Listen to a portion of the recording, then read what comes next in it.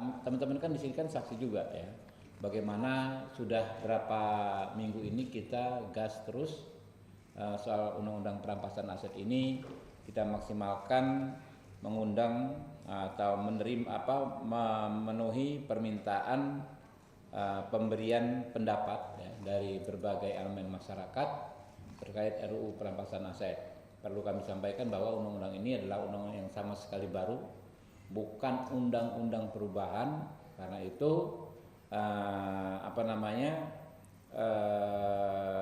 lebih banyak yang dibahas pastinya dibanding undang-undang yang kemarin kita bahas di sini seperti KUHP, undang-undang polisi ya, yang hanya membahas beberapa pasal. Ini kita meng-create satu undang-undang sejak awal sekali ya.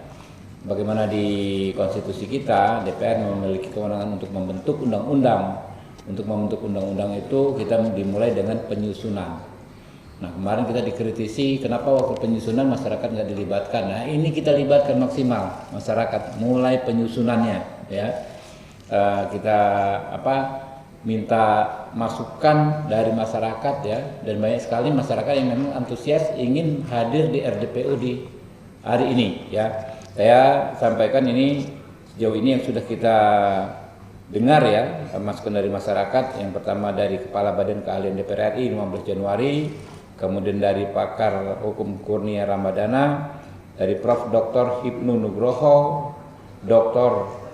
Maradona ya, kemudian Pak Chandra Hamzah, advokat cinta tanah air, Kongres Advokat Indonesia, Peradi SAI tadi ya, Peradi DPN Peradi ya tadi juga, kemudian dari Koalisi Masyarakat Sipil atau Lembaga Swadaya Masyarakat ada Perhimpunan Mahasiswa Hukum Indonesia ya, kemudian Profesor I Gede Widana Suwarta ya, ada lagi Heri Firmansyah, kemudian Oce Madril, kemudian Harfus Tuti Harfusnowo, kemudian Prof. Neng Jubaidah, mahasiswa magang di DPR, kemudian Luki Raspati, kemudian Tuti Rahayuningsih, Dr. Khalif, kemudian pengurus besar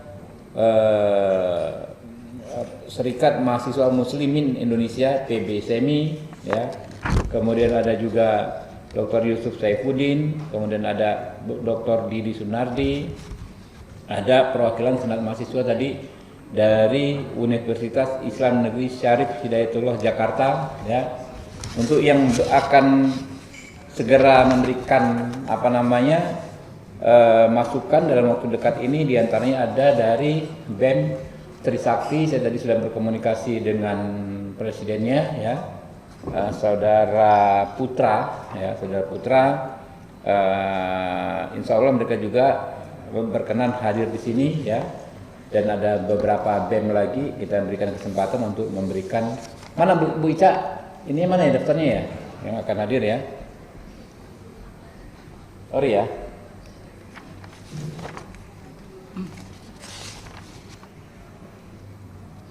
Ya, ada yang ada Ahmad Novindri Aji Sukma ya, ini pelajar atau mahasiswa postgraduate PhD di University of Cambridge Inggris, karena kita ingin melihat perbandingan dengan di negara-negara lain. Ada Profesor Dr. Dadang Heri Saputra, Rektor Universitas Banten Jaya atau di Serang. Ada Profesor Faisal Santiago, akademisi Universitas Borobudur. Ada Wisadilillah, mahasiswa postgraduate di King's College London, United Kingdom ya. Ada juga kita undang Pak Ari Yusuf Amir ya, advokat, Pak Hotman Paris Hutapea, advokat, untuk memberikan pandangannya terkait undang-undang perampasan aset ini. Jadi kita ini gaspol terus Pak. Ini sementara belum ada kita agendakan RDPU undang-undang lain ya, selain perampasan aset ini, karena memang kita prioritas. Jadi undang-undang advokat walaupun ada dari Mahkamah Konstitusi memerintahkan kita membentuk dalam 2 tahun ya, kita belum bisa agendakan. Ada undang-undang Apalagi yang di sini narkoba ya, belum ya. Narkotika, psikotropika. Ya, psikotropika ya, kita full di perampasan aset ini. Mungkin itu teman-teman, dan ya ada yang disampaikan teman-teman, Pak Adam? Ada? Cukup. Ya, nanti jam besok hari Rabu sudah tidak mulai gaspol lagi, Rabu, Kamis. Mungkin itu ya teman-teman ya. Iya. Mungkin bisa disampaikan Bang, isu dari Metro TV tentang substansinya selama ini. Ya, jadi substansi. Nah, soal substansi teman-teman, pertama debatnya ya, perdebatannya adalah soal bagaimana menyeimbangkan antara kepentingan aset recovery untuk kerugian keuangan negara dengan agar membatasi potensi abuse of power oleh para penegak hukum. Oleh aparat penegak hukum, jangan sampai terjadi abuse of power dengan mengatasnamakan undang-undang perampasan aset ini. Nah, ini yang kemarin kita masukannya banyak dari teman-teman, dan kita perlu pengayaan soal itu. Batasnya di mana yang pas gitu kan. Pasti kita berkomitmen agar sebanyak mungkin terjadi aset recovery ya, tapi di sisi lain jangan sampai orang yang nggak bersalah terkriminalisasi oleh aparat penegak hukum yang tidak bersih. Nah, itu satu. Yang kedua, banyaknya masukan soal perlunya lembaga khusus yang menangani soal pengelolaan aset ini yang hasil disita ini. Karena kalau hanya kejaksaan, jadi kejaksaan itu kan tugasnya menyelidiki, menuntut dan lain sebagainya, dia tidak ada rekam jejak soal mengelola ini, aset ini gimana. Nah, itu ada masukan juga. Terus nomenklatur juga, apakah kita akan mengikuti apa yang tercantum dalam UNCAC namanya asset recovery. Kalau pakai diterjemahkan, asset recovery itu kan pemulihan aset. Ya, apakah kita akan pakai perampasan aset? Saya pernah bertanya di salah satu hal ini, dari mana awalnya muncul istilah perampasan aset tersebut. Ternyata menurut Pak Yusuf Saifuddin dari Universitas Muhammadiyah Purwokerto, sebetulnya kalau ingin membuat undang-undang yang secara komprehensif membahas pemulihan kerugian itu penyelidikan, kemudian namanya pemeriksaan, penuntutan dan lain sebagainya, hukum acaranya itu namanya aset recovery. Di ujungnya baru namanya perampasan aset. Yang di ujung pelaksanaannya adalah perampasan aset. Kan undang-undang ini kan mengatur semua nih. Mulai dari misalnya diterimanya informasi adanya kejanggalan atau apa segala macam, akhirnya di ujungnya perampasan aset. Jadi kalau kita ingin yang lengkap, sarannya adalah aset recovery, pemulihan aset. Tetapi ini kan belum diputus Pak, ya kan? Tetapi kita masih mau dengar masukan dari masyarakat. Inginnya seperti apa? Dan kita harus ya nanti di masing-masing anggota Komisi 3 yang akan menyusun dan membahas ya akan sampaikan sikapnya. Mungkin itu ya teman-teman. Ini ada yang dari Lombok Tengah nih sekarang soal air keras. Ya, silakan. Ya. Ya. Ya.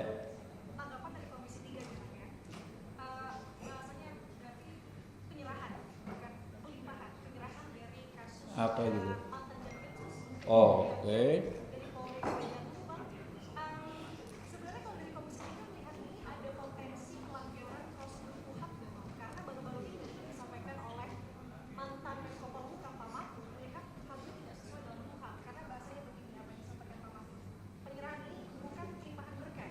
Ya. Ya.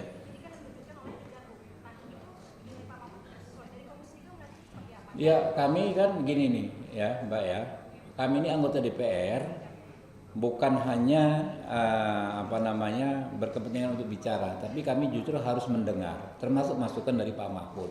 Apakah sudah sesuai dengan KUHP atau belum? Ya, kalau menurut Pak Mahfud belum sesuai dengan KUHP, ya mungkin kami juga akan undang Pak Mahfud, ya kami akan dengar pendapat beliau kan beliau profesor ya. Kita tentu kalau keilmuan harus banyak belajar dari beliau. Kalau menjadi masukan ya akan kami teruskan ya. Jadi kita belum sampai kesimpulan juga, Pak. Memang itu bukan pelimpahan sebagaimana rangkaian hukum acara pidana dari penyidik ke penuntut. Ya. Itu bukan, itu penyerahan penanganan perkara dari institusi namanya polisi, Polri, Bareskrim Kahortas ke institusi lain kejaksaan. Dua hal nih Mbak ya. Pertama, kita sama-sama menginginkan kasus ini diusut secara tuntas. Artinya apa? Siapa yang bertanggung jawab, peristiwa yang terungkap tuntas harus jelas ya, dan harus dimintai pertanggungjawaban secara hukum. Itu kita sepakat. Tapi yang kedua ya, kita ingin tidak menginginkan terjadinya gesekan ya, friksi antar institusi penegak hukum. Walaupun berbusa-busa kita ngomong ini adalah oknum, ini adalah individu, ini adalah perbuatan orang per orang. Ini bukan soal lembaga ya, bukan kebijakannya juga ya, sehingga nggak perlu timbul gesekan. Tapi de faktual kita nggak bisa nafikan, bisa terjadi gesekan yang akhirnya kontraproduktif dengan tujuan penegakan hukum yang saya bilang di pertama tadi ya. Jadi kita menegakkan hukum itu ya juga ya harus dilihat sisi terbaik yang mana, yang paling bijak yang mana. Nah, saya wanti-wanti ke Pak PLT Jampitsus Pak Rudi Margono. Saya bilang ini kan menjadi tantangan, ya kan? Oke, kita menghindari gesekan, tapi menjadi tantangan bagi teman-teman yang sekarang menyidik perkara ini. Di mana independensinya, ya kan ya? Saya katakan pertama, kalau bisa tim yang akan menyidik kasus ini jangan sampai terafiliasi secara langsung dengan Jampitsus yang lama. Saya bilang begitu. Kan di sana kan ada Jamwas, ada yang lainnya kan ada Jaminto dan lain sebagainya. Dari tim-tim dari situ mungkin bisa dibuat tim baru, ya kan ya. Yang kan kita nggak tahu nih di Pak PLT Jampitsus yang lama ini siapa saja yang terlibat, ya kan ya, yang steril gitu kan, tim baru. Dan saya rasa kejaksaan kan sudah ada beberapa kali ya melakukan pembersihan oknum-oknum jaksa yang nakal di sini, ya kan. Sudah ada presidennya, jaksa nangkap jaksa, jaksa periksa jaksa dan lain sebagainya, nggak ada masalah gitu loh. Jadi itu ya, kita soal melanggar nggak melanggar KUHP kita tunggu masukan ya dari teman-teman Pak Mahfud. Tapi ada sisi-sisi yang saya sampaikan tadi ya, sisi-sisi bahwa kita menghindari gesekan antar lembaga. Ini nggak ada di KUHP, tapi ini adalah masalah real yang harus kita pecahkan saat ini. Ya makanya kemarin kami Komisi 3 berinisiatif. Saya ikut hadir ke Kejaksaan Agung dan teman-teman ini semua ya, ada Gus Abdul ya, Pak Bimantoro, kemarin ada teman-teman semua. Kita istilahnya membridging, karena kalau kita paksakan ya kan ya, timbul konflik antar institusi, yang rugi kita semua juga. Kita kemarin mohon maaf ya, waktu kita pertemukan aja wajahnya tegang-tegang semua gitu kan, yang Pak Polisi tegang, yang Pak Jaksa tegang gitu kan ya. Itu kita cobain, ya udah, kita kan harus mengambil keputusan. Namanya ada masalah begini harus diselesaikan ya. Kita cari solusi yang terbaiknya ya. Kita sayang dengan institusinya ya. Kita hormati institusinya gitu kan. Jangan sampai institusinya yang jadi rusak gara-gara persoalan seperti ini. Oke? Bang, lagi? Satu lagi Bang, ini kalau dari awal masih di Polri itu kan sepertinya ex Jampitsus ini belum pernah diperiksa, mungkin dari Komisi 3 ada. Insya Allah ya. Jadi gini, itu dia. Maka ini itu masukan juga dari NT, ya kan teman-teman ini anggota panja semua ya, Pak Abduh, ya kan. Nah, nanti apa masukannya yang harus kami lakukan? Yang pertama kami ingin mengatakan bahwa satu, kami akan cek tadi apakah sudah dicekal atau belum, ya. Kemudian penggeledahan dan lain sebagainya seperti apa, ya. Kita akan cek bersama ya. Ini kan panja baru 1 hari ini pertama kerja. Panja yang di DPR kan baru 1 hari. Kami menerima masukan dari masyarakat apa saja ya. Kita akan selamatkan institusi kejaksaan, kita jaga institusi kejaksaan jangan sampai jadi rusak ya, tapi kita ingin hukum ditegakkan. Oke? Ada dorongan buat segera ditahan gitu Mas Ipong, soalnya kan belum ditahan nih sekarang. Kita nggak tahu, maka yang sudah ditahan atau belum ya, kan dari pagi kami rapat ya, nanti habis ini kami koordinasi ya, kami akan cek ditahan atau belum ya. Kalau belum ditahan kan tentu kan dalam kasus tipikor ya, memang penahanan sangat urgent. Oke? Yes.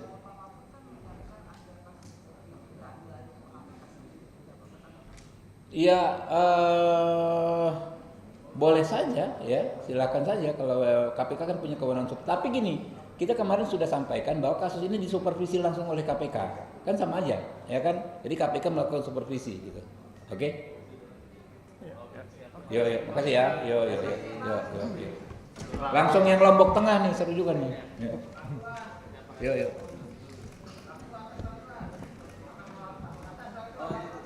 Oh, yo. Oke. Makasih teman-teman. Terima kasih. Terima kasih. Kan sama kan?